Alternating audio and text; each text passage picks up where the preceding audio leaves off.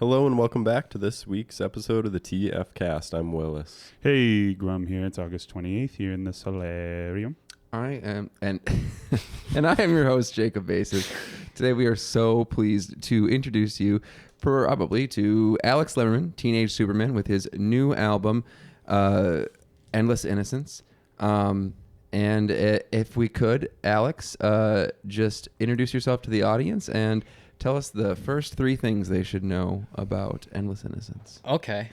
So first off, my real name's Alex, but my artist name is Teenage Superman, and that was started as just like when I was in high school and I was bored, I would just write a list of like a bunch of band and artist names, and that was just my favorite. It was between that and the Cult of Five. But I stuck with Teenage Superman because it seemed really like psychedelic and colorful, like in my mind's eye. And it also was ambiguous as to whether or not it was a band or a solo artist. I originally wanted to be in a band. It didn't quite work out. But so yeah, this is my second album as Teenage Superman under that project name. I was born in Nebraska, but I've lived in Mankato since I was a baby. I've been writing music off and on since I was in like second grade. And I would describe the sound as being, it's like indie-tronica, bedroom pop kind of stuff. Some of my biggest influences would be like Green Day and Pink Floyd, Animal Collective, Death Grips. Paramore was a big influence on this album, as well as like the Go Team, Magdalena Bay, who just released a phenomenal album called Imaginal Disc. And George Clanton, the Go Team. I might have repeated some, but yeah, and yeah. Sure. And how long have some of these songs been kicking around, or more broadly, like how long have you been working on the album? So, a couple of the songs were written during the pandemic, but I really didn't start writing it until like the summer of 22. Basically, after the first album, like nobody listened to it and it failed pretty much. I was considering whether or not I wanted to keep doing music. And it wasn't until the summer of 22 when things started opening up again. And I just started meeting new people that I just felt more inspired to write music again. And another big contributing factor was I had never really been somebody that listened to demos before, but I listened to demos from Ween, which is like one of my biggest influences. I think I forgot to mention them earlier, but just hearing that they're like on these demos, they're just having fun. They're not worried about it being perfect. Sometimes they miss a note or whatever. And there's just this breezy element to it. It's so playful and fun and cozy. And I realized like, writing music should be like that. And it's like, just screw around, have fun. And then if you create something that's good, great. Then you go and you fine tune it later. But right now you're just writing songs and having fun. And just whatever makes it through that initial pass, that initial filter, then that's when you start, refining it and everything. And on the first record, it was all ass backwards. I was trying to do everything at the same time. I was just constantly trying to experiment, and I didn't really know what I was doing. So, I mean, this album is, in comparison, a lot more refined. So, yeah. I guess I'd like to take a step back to something you said about your basic motivations, because you said that, you kind of considered when you were beginning to write this one whether or not you were going to continue music, but you had been doing it for a long time. Like what's kind of the seed that had you started in music and kept you moving forward? For sure. I guess I've always just struggled with resilience in just in general. So it started out like, I think the first song I wrote, it was like I was at my grandparents' house and on a ukulele, and I was in like second grade, and I was staying up late. And when you're in second grade, that's like the coolest thing ever, to like stay up late. So I felt really badass or something. And I was like Green Day was like my first favorite band. Dookie.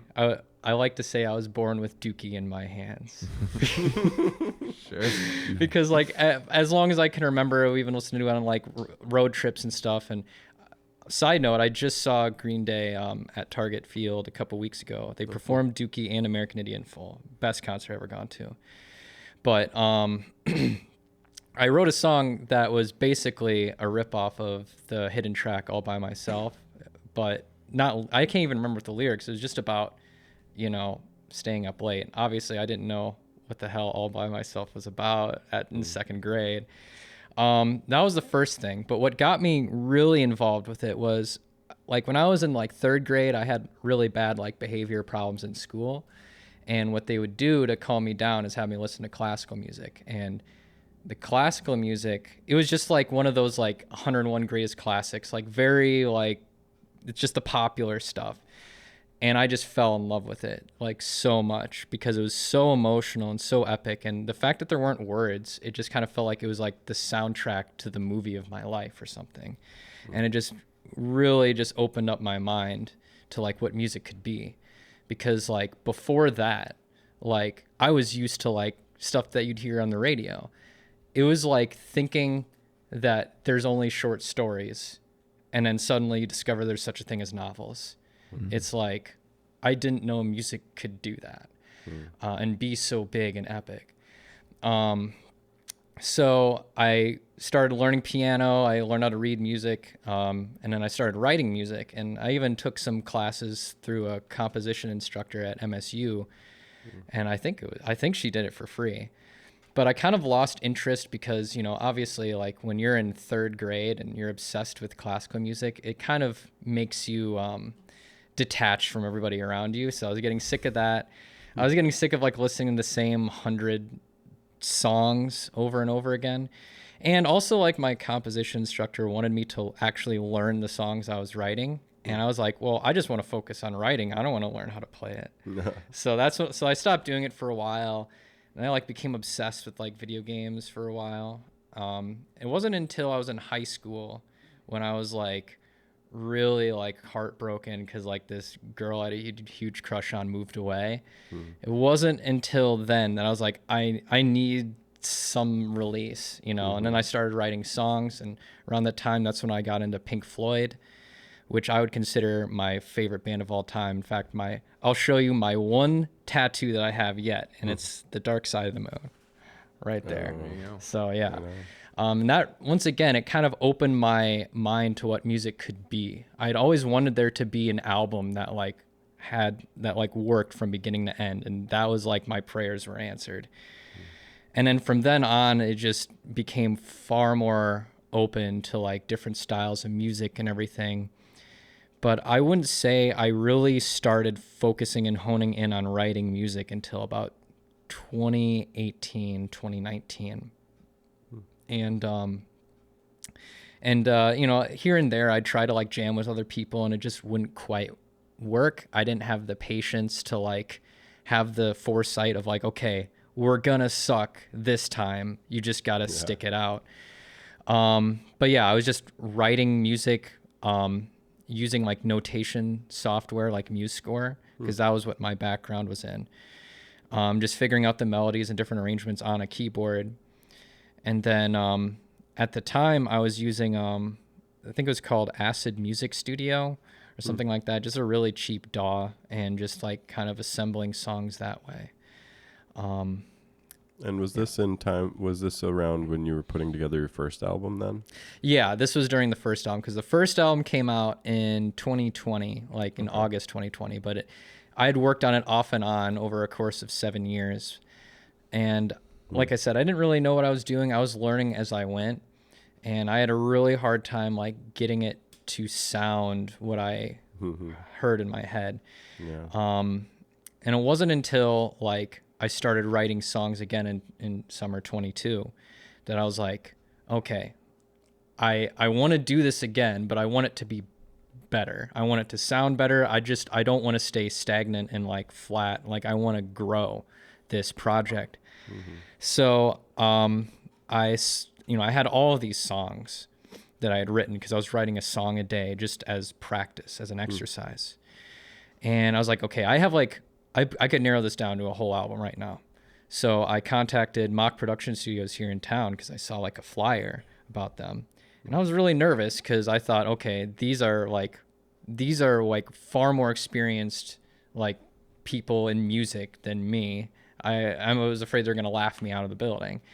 But they were actually really helpful. You know, they gave me so much like just creative input, and just it really inspired me to just work on my vocals more.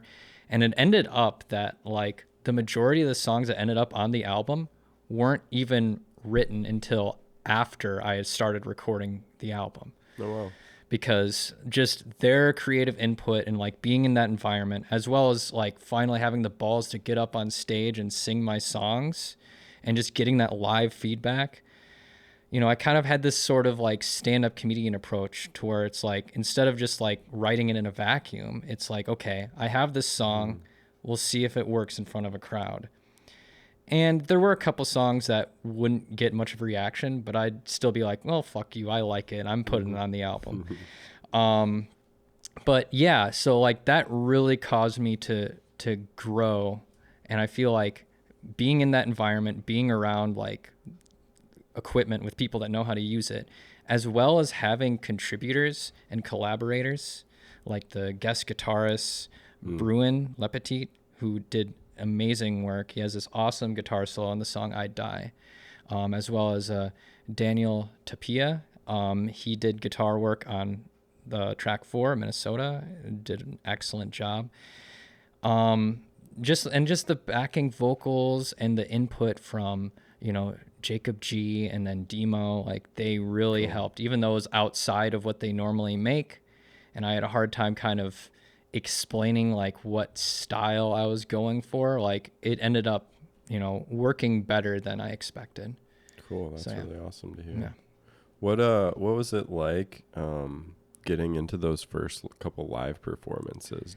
Was that something you always knew you'd be doing with your project, or was that like something that came later? Well, I was really nervous because I knew that there wasn't a big chance that like people would heckle me or something. Yeah. But like, I thought, you know, at first off, like at the open mics I was going to, the majority of performers were like hip hop and R&B. And I'm like, okay, I don't think if this is what people came here for, that's not what I do. I don't think they're going to like it. Cause it's like, if you go to a country concert expecting like Toby Keith or something, rest in peace. If you go to like a Toby Keith concert and the opener is like Bad Brains, then it doesn't matter if Bad Brains is an awesome band like they are. The crowd's going to be pissed because it's like, we did not come here for hardcore punk. We came here for country. So I thought, you know, they wouldn't like me. They wouldn't take to me because it's not what they came there for. But the crowd reaction was surprisingly good. And I kind of like I noticed that like I took some people kind of out of their comfort zone. Like some people came up to me as like, your music, I really like it, even though it's not anything like what I listen to other than that. So that's kind of when I knew, okay, like this is, you know, this is pretty good. Like this is something this is special. I should keep working on this. Yeah. Cool. And did you feel like you integrated into, like what was the feeling like in the studio in the mock productions? Like I've seen them at, like we've worked with them on performance stuff, but we've never done any like recording with them. So maybe just talk a little bit about like what it was like to work with them and like what the vibe was like at their studio and stuff like that. For sure.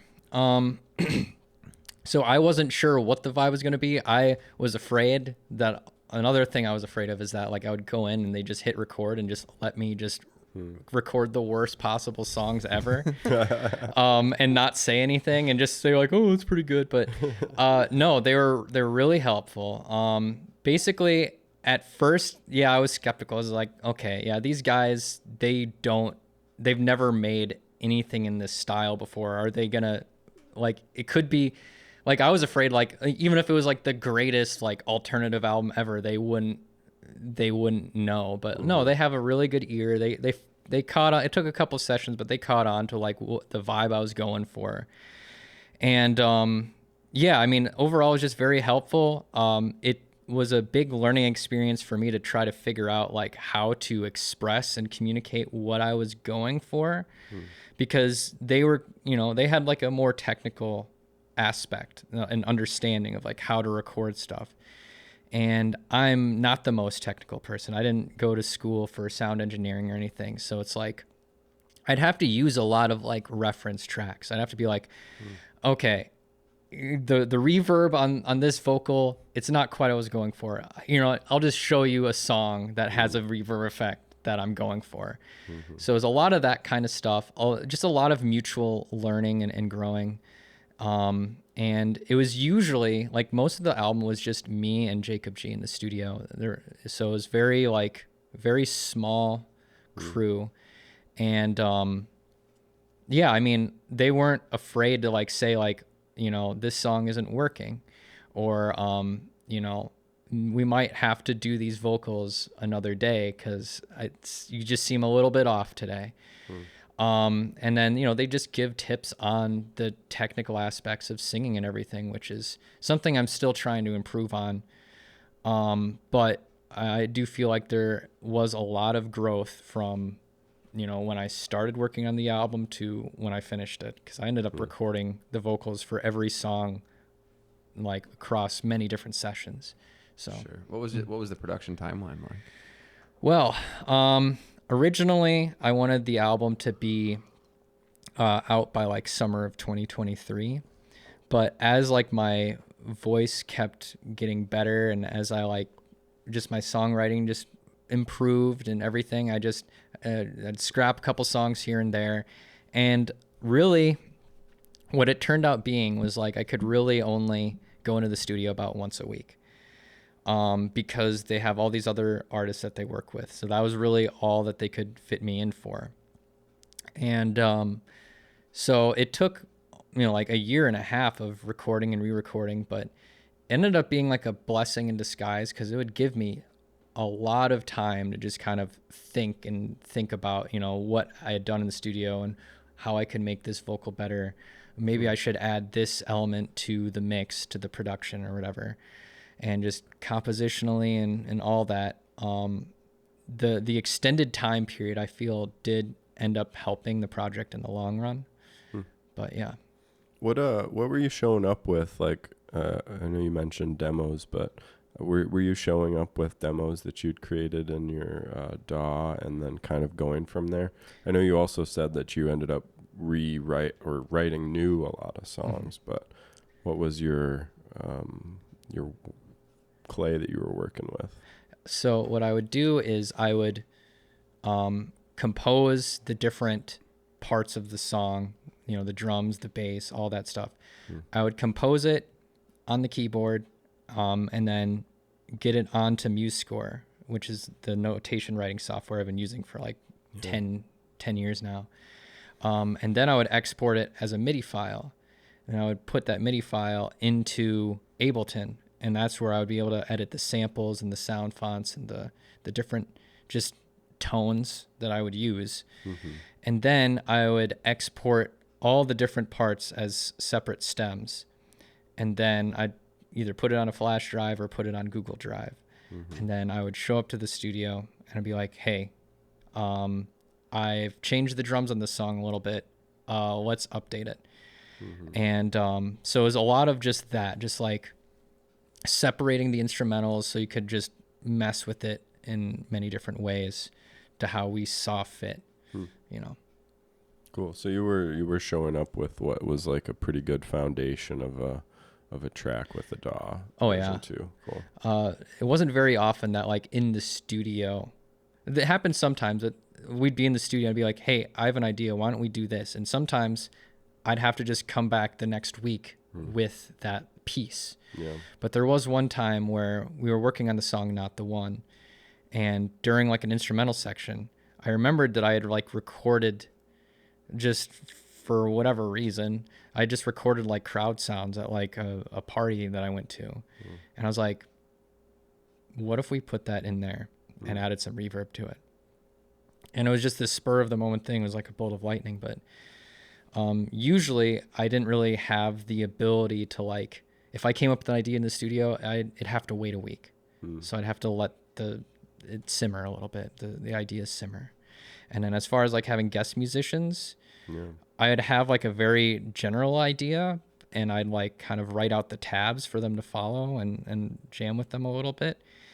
But then when they go into the studio, we'd kind of cut it apart a little bit, and like different pieces here and there, you know, they'd build on top of it. And then next thing you know, it sounds a lot different than what we originally planned, but it's better kind of thing. Yeah. What, so the album's out now. And what was the process of releasing it like, either through the lens of like getting it from the studio and getting it ready for release, or just like you and your energy for the release? So the process of releasing it, you know, obviously, like, I'm a very small artist, like I don't have a huge following or anything like that. So basically what I do is just at the open mic, I would just like say I've got an album coming out on this date. And then I have like a Facebook and an Instagram, and I posted a single leading up to it when all is said and done, the opening track. And then I just said, like, you know, the album is coming out August 8th. And then, yeah, I mean, just posting it on socials, telling like people about it. And I knew that, you know, it wasn't going to be like this hugely anticipated thing, because, you know, I don't have much of a following or anything like that. But it was definitely a thing where it's like, you know, you just kind of have to wait and see, you know, hopefully it'll kind of snowball. But I knew that whether I waited months and did months of promotions for it, or if I just released it when I did, either way, it wasn't going to gain a lot of traction until after it was released. And then like we did talk about, you know, maybe putting on a show, but nothing is set in stone yet. I have a couple different shows that are kind of in talks, but like as far as that goes, nothing is set in stone yet. So yeah, I mean, it's pretty minimal, the sort of like anticipation and the advertisement for the album. How do you perform live? Is it backing tracks and you do the vocals live? Yeah, I do a backing track with vocals. Eventually one day I would like to form a band. In fact, I've been working on that quite a bit recently, just kind of behind the scenes, just finding people to work with and to jam with, because I don't want it to just be a backing track. I feel like, especially if you get to a point where like people are paying to see you, and then you're just kind of paying to see them do karaoke. And I don't want to do that, but it'll have to do for the time being, especially since I'm just going open mics anyway.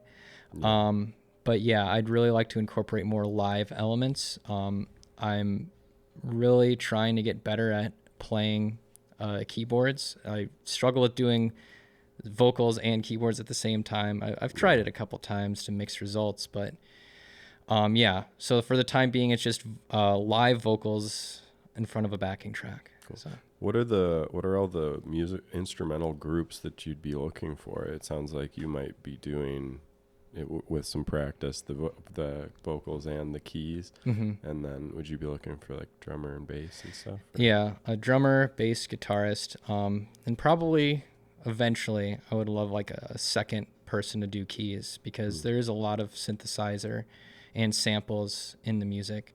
And depending on the song, I might be able to just focus on the vocals and then just run over and do, you know, have like a sampler pad and keyboard, stuff like that. But that's, you know, that's down the line. Cool. It's big picture. So then with this album, I know you mentioned maybe the possibility of a show, but do you have vision for trying to bring it more places and play out a bit more? Yeah, I'd first like to get more experience with performing more than 2 songs at a time. And also just like get better at like communicating with venues and stuff like that, as well as just recruiting people that I can play with and getting better with the live aspect of music, because that's what I've always wanted to do. It's just this is how it ended up. It's just a lot of just me. What started off as demos turned out to just be like, okay, this is going to be like a lot of synthesizers and MIDI. So yeah. What brought you into the bedroom pop genre? Or I know you also use indie-tronica, but I think there's a pretty noticeable style that reminds me a bit of like a bedroom pop style, and not many of the inspirations you reference sound quite like that in the bedroom pop sort of genre. So how did you find yourself in that space? It was just kind of like, I guess, necessity is a mother of invention, where I was just like, if I had unlimited resources, it wouldn't sound like this, but it's kind of filtered through that lens because that's what I had. Because to be honest, like most of the stuff I listen to isn't really like lo-fi or anything like that. I think, like a lot of like bedroom pop definitely goes for like a different feel, different, like just, it just seems to be a little bit more like sad and depressive and stuff. And, generally speaking, that's not the vibe I go for. But yeah, I mean, it's just more like, these are the tools that I had, and it just so happens that, what I have to work with, it ends up kind of having that sound. So I like the framing of it being kind of like a lens that you're working through or seeing from. So that's neat. Yeah. What did you learn in producing the second album that it was different, or maybe what did you learn for producing the first album that you used in the second album? Or what are the takeaways from these two albums? To have patience, don't rush yourself, and also to just start with the root, because the process for the first album was like, I have to make everything perfect right away, otherwise it's shit, and I'm never going to be a good artist and all this other stuff. I was massively insecure about my abilities to make music, and I feel like it kind of shows in the performances on the first album. But like listening to those Ween demos and everything, I just kind of developed this sense of like, it has to just sound good. It has to be good, like at its core. Like if it's, if the song doesn't work and it's just me plucking chords on a piano and singing, and if it doesn't sound good like that, then it's back to the drawing board. If you can't remember what the melody sounds like just by looking at the lyrics on the page, it's back to the drawing board. So I really learned to not only like have patience and like practice, and to have more endurance in terms of like, I'm a terrible vocalist, I'll never be a good vocalist, and just pushing yourself to like get better at that. But also like having faith that like you're not going to have all of the answers to a song right away. Just get the meat and potatoes first, and then eventually more ideas will come. And that's kind of what I'm struggling with right now, because like I'm trying to, I'm writing songs, I never stop writing songs, but like, I keep running into dead ends, and another thing is like, I'm kind of like starting from scratch again too, because I don't want to repeat myself. I'm almost like relearning how to make music like from zero. And that was kind of the process with this album too. It was just kind of throwing everything away and starting fresh. One thing that I'm kind of personally interested in is the starting with MuseScore, the notation software, because I think in my experience personally, and like some of the other producers that I know, often start in the DAW, and it's just most of them can't read music that well, so that makes a natural starting point. But I'm curious what advantages you found in starting with the notation software. I would say it's probably more in terms of like a compositional element. It's like before you have all the sounds, because MuseScore, you can play it back and it has like very basic sounds. Yeah. So like in your mind's ear, you can kind of hear like what the finished product is going to be like before you add different tones and samples and stuff. So I feel like that's an advantage, is like from a compositional element, you can kind of hear it all kind of come together. You can hear the harmonies and everything. Yeah. And so it's like, it's almost like it's finished in a way before it even goes to the DAW. And then even then, like in the DAW, when you're playing around with the sounds, then you have to like go back and change some things.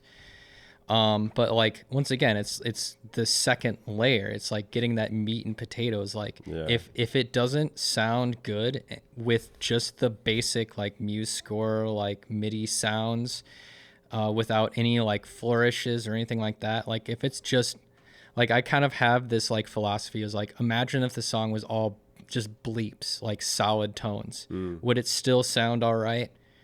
And you know, obviously the answer is usually no, but it's like, you kind of have to imagine like, okay, it's not going to always sound like this in terms of tones and samples, but can you at least picture what it's going to sound like eventually? And do you like that? Yeah. Does it make sense harmonically in the first place? Yeah. I would also say that when you write something in MuseScore, you have way more rhythmic complexity available to you, and like you're not necessarily stuck on the grid, but outside of performance.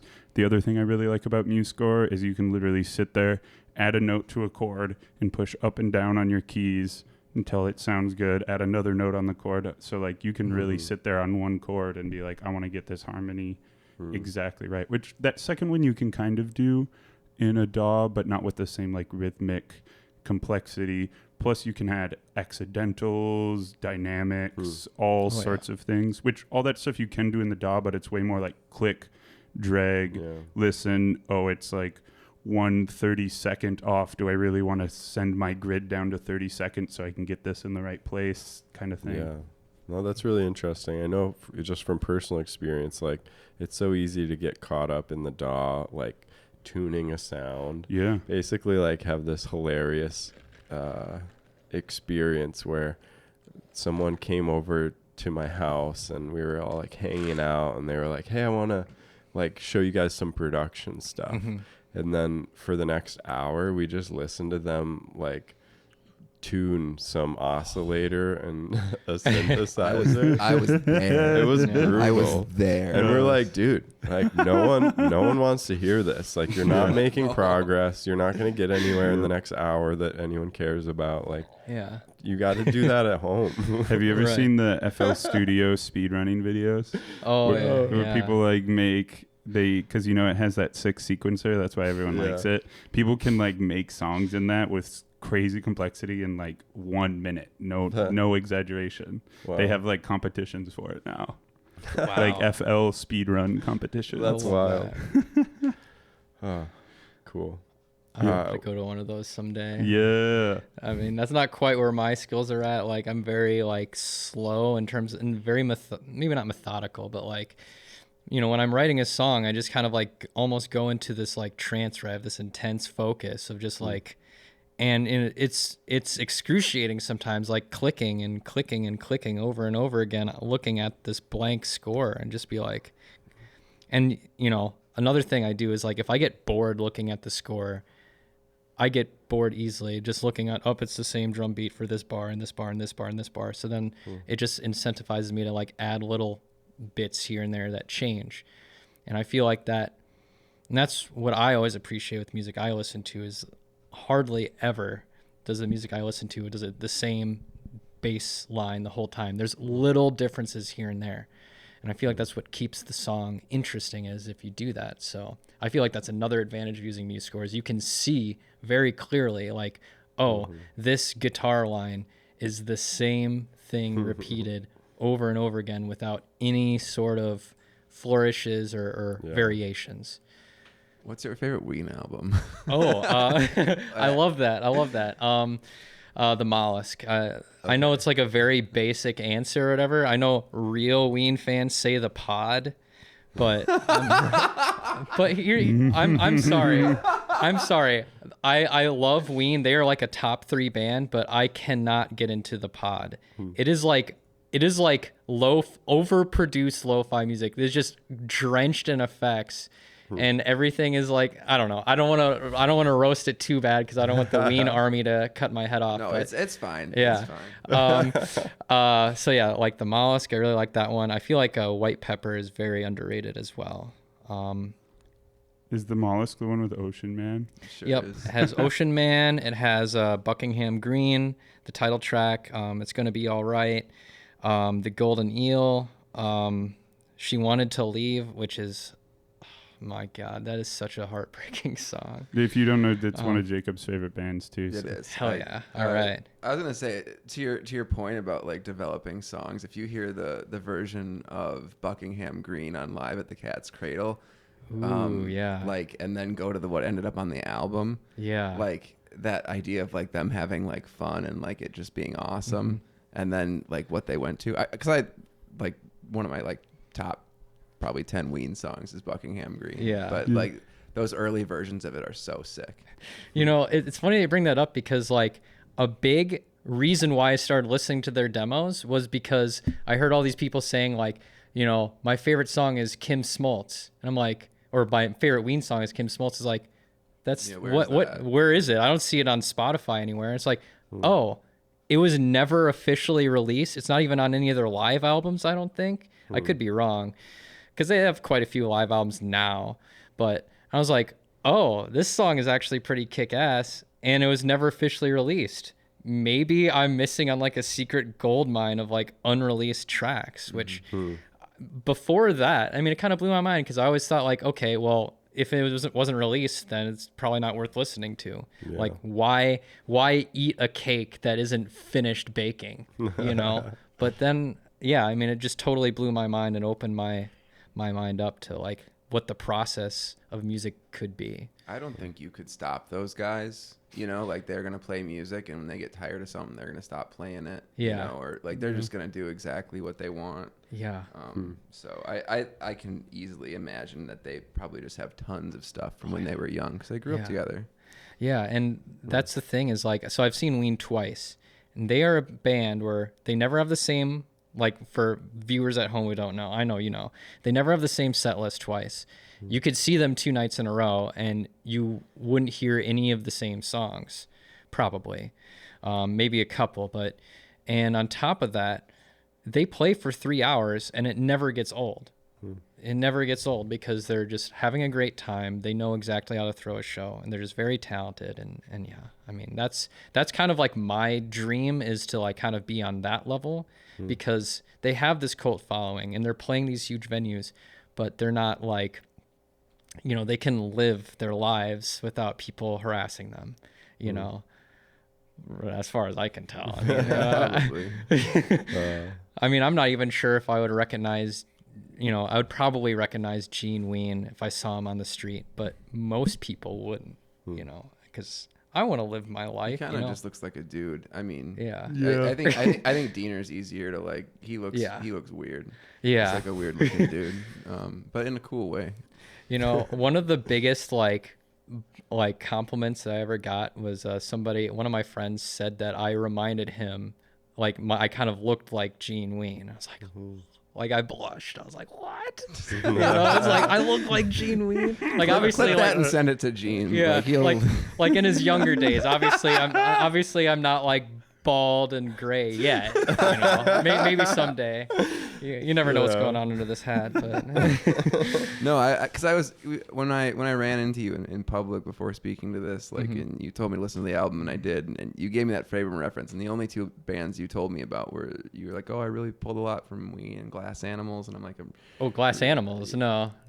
Sorry, not Glass Animals. I don't really listen to them. Really? I swear that's what you said. Oh, on the day. Oh, Animal Collective. Animal Collective. Yeah. And I went into there with those 2 bands in mind. So one of them completely incorrect, and then the other one that I was very highly. So I was listening through that lens a lot. So that was my perspective. Okay. What you mentioned? Well, you mentioned that the Green Day show recently was a top experience of shows. I'm curious if there were any like favorite. I heard that from someone else recently as well, And I'm just curious if you've got any things that you're like really reflecting on a lot from the show, or moments that were special, or ways that it inspired you to want to create. Well, I think one thing that I love about Green Day is they are somehow able to craft these songs that are very simple and economical, yet endlessly replayable, at least for me. Like, I just never get sick of a lot of their songs, especially like that run from like Dookie to American Idiot. Like, basically, you can't go wrong with any of those songs. And I know, like, you know, obviously I have their critics, but like for me, it never gets old. But most of the music I listen to that never gets old for me is very densely layered. Like Pet Sounds by the Beach Boys. Like every time you listen to it, you'll probably know it's something new. Merriweather Post Pavilion by Animal Collective. It's a very densely layered album, and you're always going to be picking out new things that you didn't notice before. But you hear Insomniac by Green Day for the first time. You're going to hear the same thing the second time, the fifth time, the 10th time, but it never gets old. So I just like, to me, that's songwriting. There's no extra frills or anything like that. Like, they're these great songs that are endlessly enjoyable, despite there not being anything hidden to discover with the songs. So that's one thing I really like. I just love their energy. It's so much fun. It's so cathartic. And they're just really good performers. You know, they do very well with crowd work. And, you know, despite my seats not being the best, I didn't care at all, because it was just such a great show that you forget that you're however far away. And also just being able to hear some of those deep cuts that they didn't perform when I saw them before, because they're performing 2 whole albums on top of other songs. That was really special to me. Especially considering like the other top concerts that I would say were in smaller venues.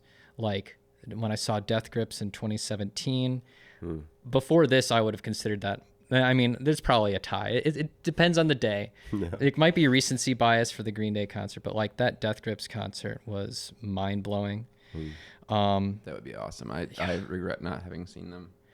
Yeah. Well, I mean, I saw them again this past year when they came to the Fillmore in Minneapolis, and it was really cool. It wasn't quite as special as the first time I saw them, and I think it's because they had just released the Steroids EP.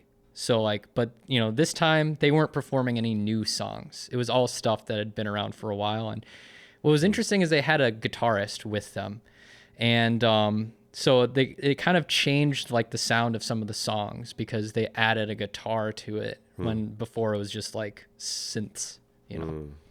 I really like some of those pictures of like crowds that they had where it was just the singer and a drum player and a drummer, and like it just looked completely insane. Yeah. No, the energy is insane. I've heard that some people have had bad experiences with like a friend of mine, like somebody was like tugging on his hair or some shit. But me, it's like I expected chaos, and when I got chaos, I absolutely loved it. It was like you were in waves in the ocean, and the waves were bodies. Like there's this sort of like collective consciousness thing going. I mean, yeah, I was all sweaty and everything, but I didn't care because it was like such a great experience.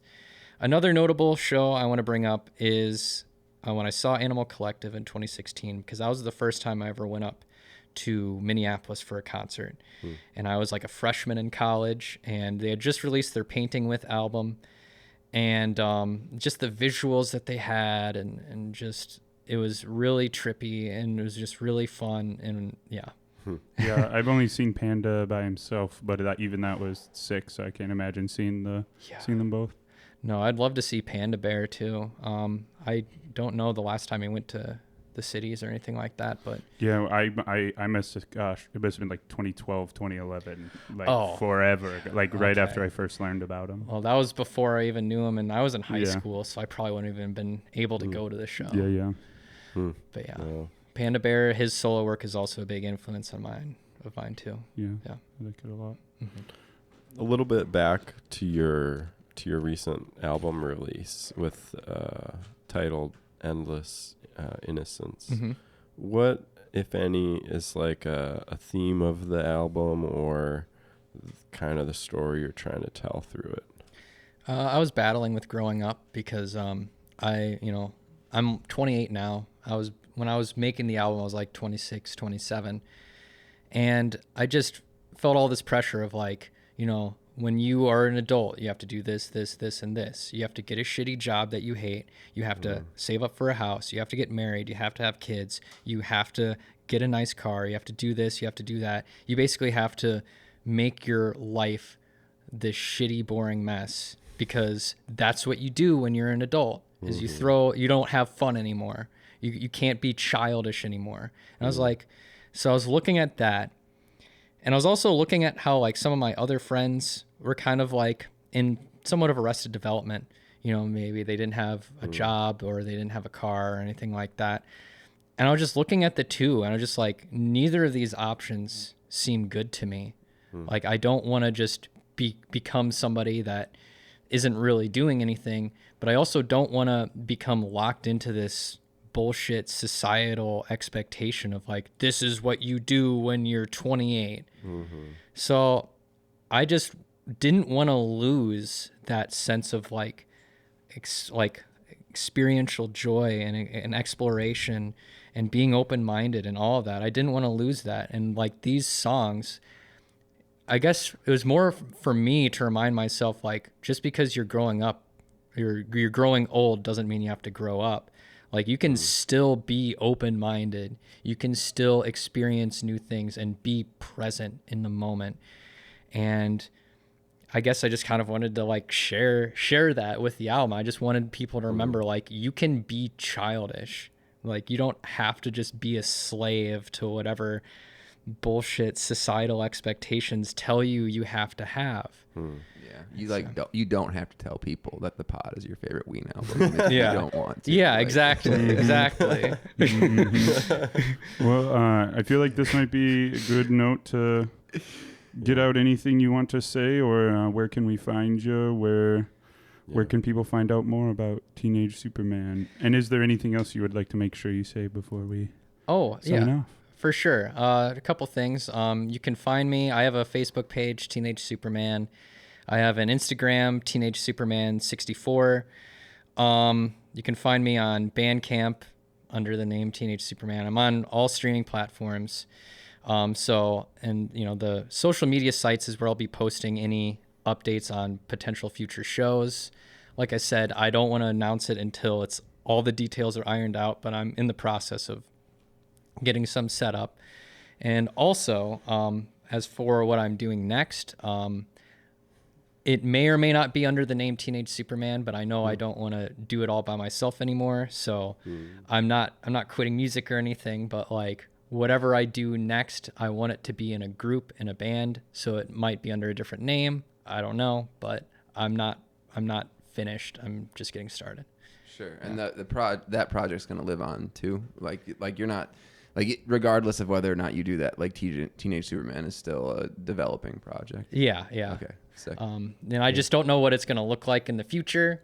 All I know is that I want to focus my efforts on making something with a group, with other people in collaboration. So it might be a while before there's another Teenage Superman project. Right on. Well, thanks for joining us today. Thanks for having me. Great to chat with you. Yeah, good luck finding some people to make music with. Yeah, well, I've already started jamming with a friend of mine, so we'll see. Beautiful. Yeah.